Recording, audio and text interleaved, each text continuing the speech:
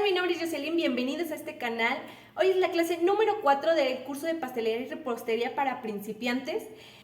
Hoy tenemos el tema de harinas y bueno, vamos a ver qué es la harina, qué es el gluten, cómo sustituir el gluten, cómo podemos clasificarlas, cómo podemos sustituirlas. Quédate y esto vas a ver. Hasta luego.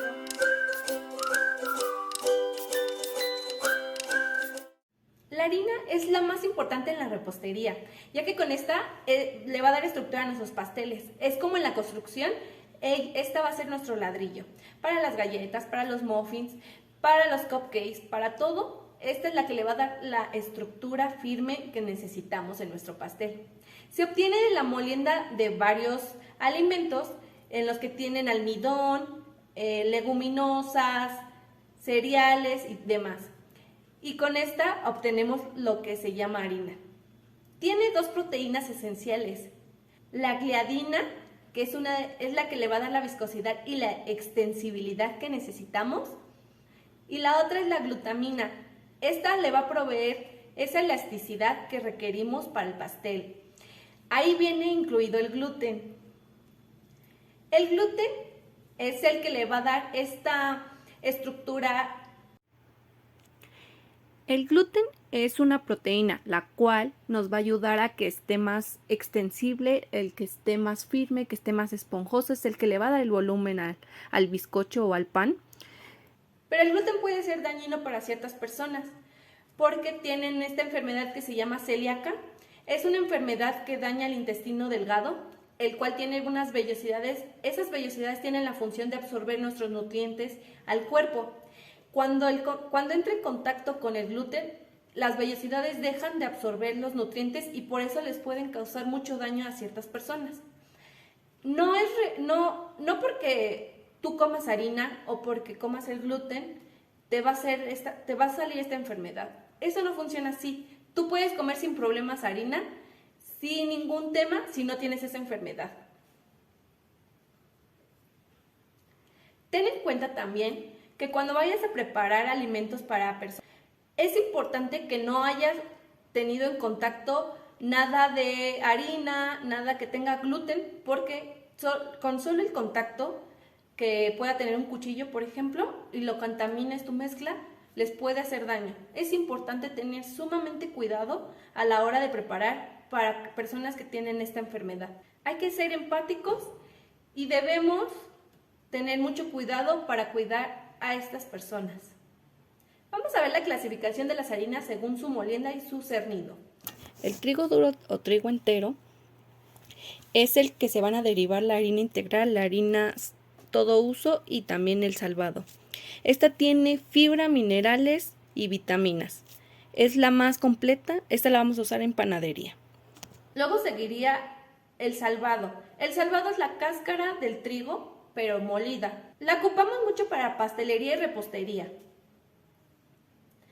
En esta clase vamos a ver también luego galletas de salvado, en las cuales vamos a poder poner en práctica estas. Luego nos vamos con la harina integral. La harina integral se obtiene de la molienda del grano entero y pues como tiene la cascarita es más espesa.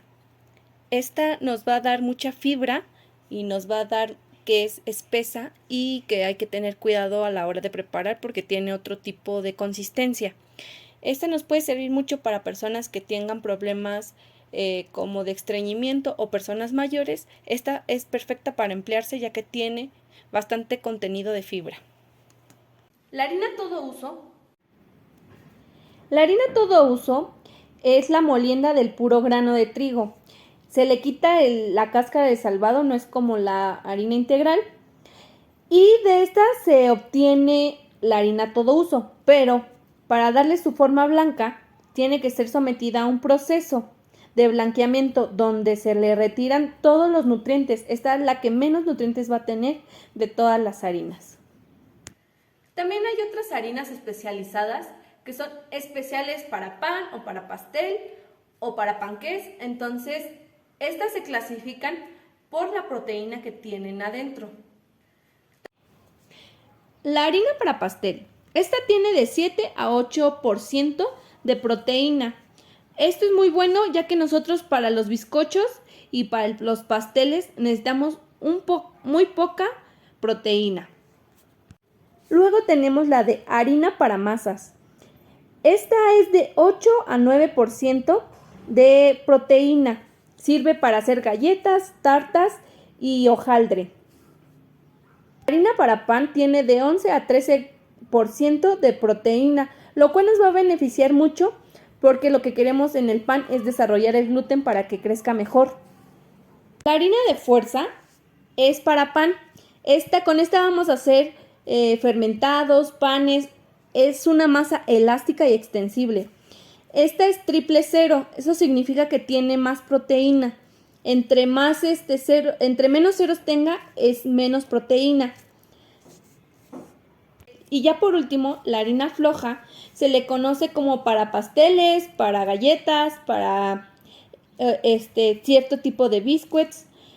Estos los vamos a ocupar porque necesitamos que tenga menos proteína, o sea, menos gluten. Y con esta, que es de 4 ceros, tiene menos gluten. Estas son las que ya son más especializadas para pasteles y para postres. La diferencia que hay entre usar harina de todo uso o harinas especializadas es que con estas te va a dar un mejor resultado, ya que estas tienen lo específico que necesita o el pan o el pastel, lo que la harina todo uso no. Pero no importa, normalmente esta es la que se ocupa y es la que todo mundo usa. Si tienes la oportunidad de probarla con las especializadas, te darás cuenta el mejor resultado que te da.